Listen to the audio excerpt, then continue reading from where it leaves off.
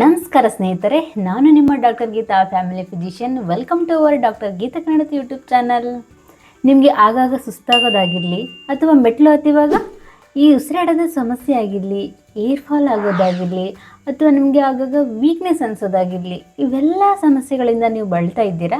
ಅದಕ್ಕೆ ಮೇನ್ ಕಾರಣ ಅಂತಂದರೆ ಈ ಹಿಮೋಗ್ಲೋಬಿನ್ ಅಂತ. ಸೊ ಇದೇನಾದರೂ ನಮ್ಮ ಬಾಡಿಯಲ್ಲಿ ಕಡಿಮೆ ಆದಾಗ ಇವೆಲ್ಲ ಲಕ್ಷಣಗಳನ್ನು, ಇವೆಲ್ಲ ಪ್ರಾಬ್ಲಮ್ಸನ್ನು ನೀವು ಎದುರಿಸ್ಬೇಕಾಗುತ್ತೆ. ಹಾಗಿದ್ರೆ ಈ ಹಿಮೋಗ್ಲೋಬಿನ್ ಕೆಲಸ ಏನು ನಮ್ಮ ಬಾಡಿಲಿ ಅಂತಂದರೆ, ಈ ರಕ್ತದಲ್ಲಿರುವ ಆಮ್ಲಜನಕವನ್ನು ನಮ್ಮ ದೇಹದ ಎಲ್ಲ ಪಾರ್ಟ್ಸ್ಗಳಿಗೆ ಕಳಿಸ್ಕೊಡುತ್ತೆ. ಸೊ ಇದೇನಾದರೂ ನಮ್ಮ ಬಾಡಿಲಿ ಕಡಿಮೆ ಆದರೆ ಇವೆಲ್ಲ ಪ್ರಾಬ್ಲಮ್ಸ್ನ ನೀವು ಎದುರಿಸ್ಬೇಕಾಗುತ್ತೆ. ಸೊ ಹಾಗಾಗಿ ನಾನು ಇಂದಿನ ವಿಡಿಯೋದಲ್ಲಿ ನಿಮಗೆ ಮನೆಯಲ್ಲಿಯೇ ಸುಲಭವಾಗಿ ಸಿಗುವಂತಹ 10 ನೈಸರ್ಗಿಕವಾಗಿ ಈ ಹಿಮೋಗ್ಲೋಬಿನನ್ನು ಹೆಚ್ಚಿಸುವ ಆಹಾರಗಳನ್ನು ನಾನು ನಿಮಗೆ ತಿಳಿಸ್ಕೊಡ್ತೀನಿ ವೀಕ್ಷಕರೇ. ಯಾವುದಪ್ಪ ಆಹಾರಗಳು ಅಂತಂದರೆ, ಫಸ್ಟ್ ಒನ್ ಬಂದುಬಿಟ್ಟು ಬೀಟ್ರೂಟ್. ಸೊ ಇದರಲ್ಲಿ ಐರನ್ ಕಂಟೆಂಟ್ ಇರುತ್ತೆ, ಫೋಲಿಕ್ ಆ್ಯಸಿಡ್ ಇರುತ್ತೆ, ಪ್ಲಸ್ ವಿಟಮಿನ್ ಸಿ ಅನ್ನೋದು ಸಮೃದ್ಧವಾಗಿ ಹೊಂದಿರೋದ್ರಿಂದ ನೀವು ಪ್ರತಿನಿತ್ಯ 1 ಗ್ಲಾಸ್ ಬೀಟ್ರೂಟ್ ಜ್ಯೂಸ್ ಅಥವಾ ಈ ಸಲಾಡ್ ರೂಪದಲ್ಲಿ ನೀವು ಸೇವಿಸಿದರೆ ಸೊ ನಿಮ್ಮ ಬಾಡಿಯಲ್ಲಿ ಹಿಮೋಗ್ಲೋಬಿನ್ ಕಂಟೆಂಟ್ ಅನ್ನೋದು ಹೆಚ್ಚಾಗ್ತಾ ಹೋಗುತ್ತೆ. ಸೆಕೆಂಡ್ ಒನ್ ದಾಳಿಂಬೆ.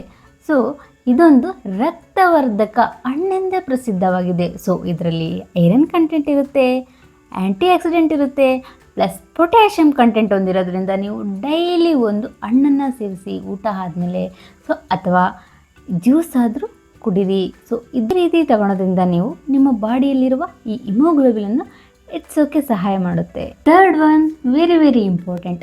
ಸೊ ಖರ್ಜೂರ. ಇದರಲ್ಲಿ ನ್ಯಾಚುರಲ್ ಆಗಿ ಐರನ್ ಕಂಟೆಂಟನ್ನು ಹೊಂದಿದೆ. ಸೊ ಹಾಗಾಗಿ ನೀವು ಪ್ರತಿದಿನ 4 ರಿಂದ 5 ಖರ್ಜೂರವನ್ನು ಸೇವಿಸಿ ನಿಮ್ಮ ಬಾಡಿಯಲ್ಲಿರುವಂತಹ ಈ ರಕ್ತಹೀನತೆಯನ್ನು ಕಡಿಮೆ ಮಾಡೋಕ್ಕೆ ಇದು ಹೆಲ್ಪ್ ಮಾಡುತ್ತೆ ವೀಕ್ಷಕರೇ. ಫೋರ್ತ್ ಒನ್, ನೀವು ಡೈಲಿ ಸಾಂಬಾರು ಸೇವಿಸ್ತಿರ್ತೀರಿ. ಯಾವುದಪ್ಪ ಆ ಸಾಂಬಾರು ಇಂಪಾರ್ಟೆಂಟ್ ಆಗಿರೋದು ಅಂತಂದರೆ ಪಾಲಕ್.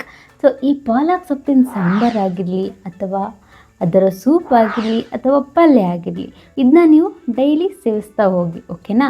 ಸೊ ಇದರಲ್ಲಿ ಫೋಲೇಟ್ ಕಂಟೆಂಟ್ ಇರುತ್ತೆ, ಪ್ಲಸ್ ಐರನ್ ಕಂಟೆಂಟ್ ಇರುತ್ತೆ. ಫಿಫ್ತ್ ಒನ್ ಬಂದುಬಿಟ್ಟು ಯಾರ್ಯಾರು ಸ್ವೀಟ್ ತಿಂತಾರೋ ಅವರಿಗಂತೂ ಸಖತ್ತಾಗಿ ಇಷ್ಟ ಆಗ್ತಿರುತ್ತೆ ಇದು. ಯಾವುದಪ್ಪ ಅಂತಂದರೆ ಬೆಲ್ಲ. ಸೊ ಇದರಲ್ಲಿ ಐರನ್ ಕಂಟೆಂಟ್ ಇರುತ್ತೆ, ಪ್ಲಸ್ ಮಿನರಲ್ಸ್ ಇರುತ್ತೆ.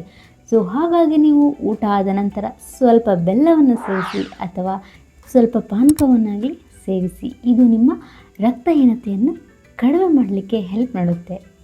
ಸಿಕ್ಸ್ತ್ ಒನ್, ನೀವು ಒಣ ದ್ರಾಕ್ಷಿ.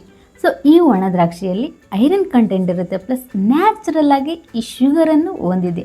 ಸೊ ಹಾಗಾಗಿ ನೀವು ಪ್ರತಿನಿತ್ಯ ನೈಟ್ 4 to 5 ಆಗಿರಲಿ ಈ ಒಣ ದ್ರಾಕ್ಷಿಯನ್ನು ನೆನೆಸಿಟ್ಬಿಟ್ಟು ನೀವು ಮಾರ್ನಿಂಗ್ ಎದ್ದ ತಕ್ಷಣ ಖಾಲಿ ಹೊಟ್ಟೆಯಲ್ಲಿ ತಗೊಳೋದ್ರಿಂದ ನಿಮ್ಮ ಹಿಮೋಗ್ಲೋಬಿನ್ ಕಂಟೆಂಟ್ ಅನ್ನೋದು ಹೆಚ್ಚಾಗ್ತಾ ಹೋಗುತ್ತೆ, ಓಕೆನಾ.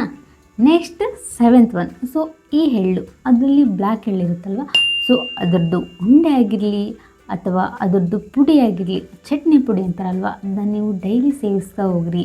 ಸೊ ಇದರಲ್ಲಿನೂ ಸಮೇತ ಈ ಐರನ್ ಕಂಟೆಂಟ್ ಅನ್ನೋದು ಇರುತ್ತೆ. ನಿಮ್ಗೆ ಏನಾದರೂ ಹಿಮೋಗ್ಲೋಬಿನ್ ಕಡಿಮೆ ಆದಾಗ ಇಂಜೆಕ್ಷನ್ ಹಾಕ್ಸ್ಕೊಳಕ್ಕೆ ಭಯ ಆಗುತ್ತೆ, ನಮ್ಗೆ ಆಗೋದಿಲ್ಲ ಅನ್ನೋರಿಗೆ ನ್ಯಾಚುರಲ್ ಆಗಿ ನೀವು ಮನೆಯಲ್ಲೇ ಈ ನೈಸರ್ಗಿಕವಾದ ಆಹಾರಗಳನ್ನು ಸೇವಿಸ್ತಾ ಹೋಗ್ಬೋದು. ಏಯ್ಟ್ ಒನ್, ಈ ಮೊಳಕೆ ಬಂದಂತಹ ಕಾಳುಗಳನ್ನು, ಈ ಹೆಸರು ಕಾಳಾಗಿರ್ಬೋದು, ಈ ಮೊಳಕೆ ಕಾಳಾಗಿರ್ಬೋದು, ಸೊ ಇವೆಲ್ಲ ನೀವು ತಗೊಳ್ಳೋದ್ರಿಂದ ಇದರಲ್ಲಿ ಫೋಲೇಟ್ ಅನ್ನೋ ಕಂಟೆಂಟ್ ಇರುತ್ತೆ, ಪ್ಲಸ್ ಪ್ರೋಟೀನ್ ಕಂಟೆಂಟ್ ಇರೋದ್ರಿಂದ ನಿಮ್ಮ ರಕ್ತ ಉತ್ಪಾದನೆಗೆ ತುಂಬ ಸಹಾಯ ಮಾಡುತ್ತೆ ವೀಕ್ಷಕರೇ. ನೀವು ಡೈಲಿ ಇದನ್ನ ಖಾಲಿ ಹೊಟ್ಟೆಯಲ್ಲಿ ಸೇವಿಸ್ತಾ ಹೋಗಬೇಕು, ಅಥವಾ ನೀವು ಸಲಾಡ್ ಟೈಪ್ ಆದ್ರೂ ತೊಗೊಬೋದು, ಓಕೆನಾ.